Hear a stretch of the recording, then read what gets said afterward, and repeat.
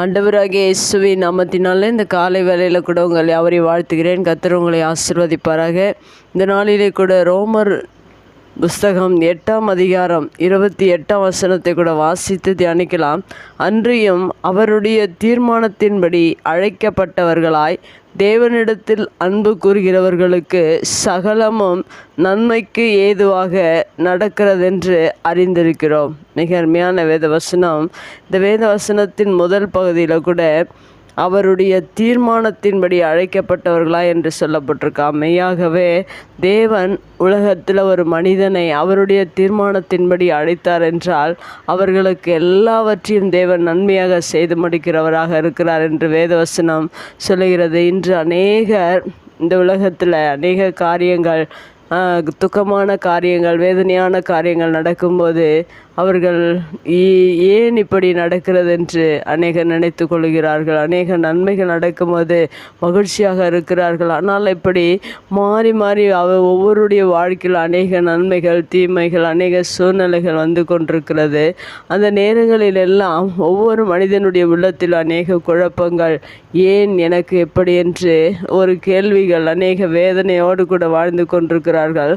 ஆனால் ஒரு மனிதனை தேவன் அழைப்பார் என்றால், ஒரு மனிதனை அவருடைய தீர்மானத்தின்படி அழைத்தார் என்றால் அவர்களுடைய வாழ்க்கையில் எல்லாவற்றையும் தேவன் நன்மையாக செய்து முடிக்கிறவராக இருக்கிறார். அதுபோல் நம்முடைய வாழ்க்கையில் கூட அநேக நேரங்களில் நாம் சோர்ந்து போகிறோம். அப்படி சோர்ந்து போகாதபடி நீங்கள் யாரால் அழைக்கப்பட்டிருக்கிறீர்கள், யார் நம்மை அழைத்திருக்கிறார், இந்த உலகத்தில் நம்மை தெரிந்து கொண்டவர் யார் என்பதை நாம் அறிந்து கொண்டோம் என்றால் நம்முடைய வாழ்க்கையில் நாம் எதை குறித்தும் கலங்காதபடிக்கு நம்முடைய வாழ்க்கையில் நடக்கிற ஒவ்வொரு சூழ்நிலைகளும், ஒவ்வொரு காரியங்களும்,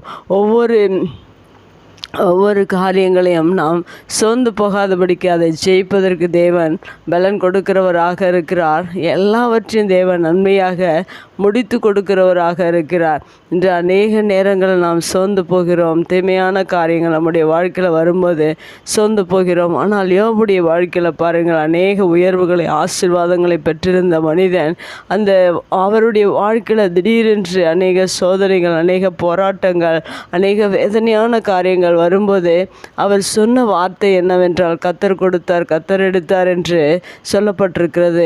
அவரை தேவன் அவருடைய தீர்மானத்தின்படி அழைக்கப்பட்டதினால அவருடைய வாழ்க்கையில் அநேக உயர்வுகளையும் அவர் சந்தித்தார், அநேக வேதனைகளையும் சந்தித்தார், வியாதிகளை சந்தித்தார், துன்பங்களை சந்தித்தார். அப்பொழுது கூட தேவனை அவர் குறை சொல்லவில்லை என்று வேதத்தில் எழுதப்பட்டிருக்கிறது.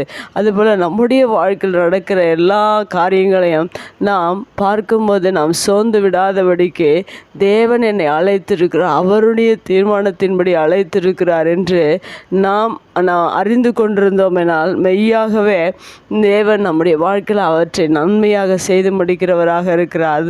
அது மாத்திரமல்ல, இன்னொரு வார்த்தை இந்த வசனத்தில் சொல்லப்பட்டிருக்கிறது, தேவனிடத்தில் அன்பு கூறுகிறவர்களுக்கு என்று சொல்லப்பட்டிருக்கிறார். மெய்யாகவே நாம் தேவனை இந்த உலகத்தில் பிறந்தது முதல் நாம் அதிகமாய் நேசிப்போம் என்றால் நமக்கு வருகிற எந்த துன்பங்களாக இருந்தாலும், உயர்வாக இருந்தாலும், வேதனையாக இருந்தாலும் அதை தாண்டி செல்வதற்கு தேவன் உங்களுக்கு பலன் கொடுக்கிறவராக இருக்கிறார். எப்படிப்பட்ட சூழ்நிலை வந்தபோது கூட யோபு அவருடைய வாழ்க்கையில் சோர்ந்து போகாதபடிக்கு தேவனிடத்தில் அன்பு கூறுகிற ஒரு மனிதனாக இருந்தார்.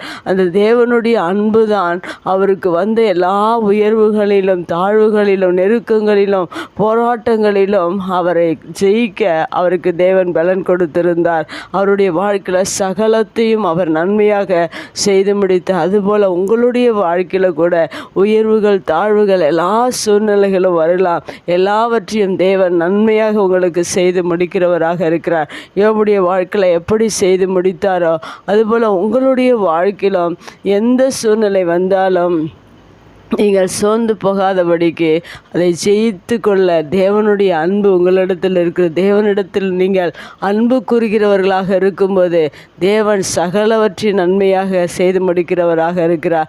அதுபோல் இந்த நாளிலும் உங்களுக்கு தேவன் சகலத்தின் நன்மையாக செய்து முடிப்பார். கண்களை முடி ஜெபிக்கலாம். எங்கள் அன்பு தகப்பனே, இந்த அருமையான வார்த்தைக்காக நன்றி செலுத்துகிறோம். இந்த வார்த்தையின் பிரகாரம் நீர் எங்களை உம்முடைய தீர்மானத்தின்படி எங்களை அழைத்திருக்கிறதுனால, நாங்கள் உம்மிடத்தில் அன்பு கூறுகிறது கொடுப்பதினால் எங்களுடைய வாழ்க்கையில் ஒவ்வொரு நாளிலும் சகலத்தையும் நன்மையாக நீர் நடத்தி முடிக்கிறவராக இருக்கிறபடினால் நன்றி செலுத்துகிறோம். உடைய வார்த்தை கேட்கிற ஒவ்வொருடைய வாழ்க்கையிலும் சகலமும் நன்மையாக முடிப்பதற்கு நீர் அவர்களை அழைத்திருக்கிறதுனால, அவர்கள் உம்மிடத்தில் அன்பு கூறுகிறபடினால நீர் சகலத்தையும் நன்மையாய் செய்து முடிப்பீராக. இயேசுவின் நாமத்தில் ஜெபங்களும் நல்ல பிதாவே, ஆமேன்.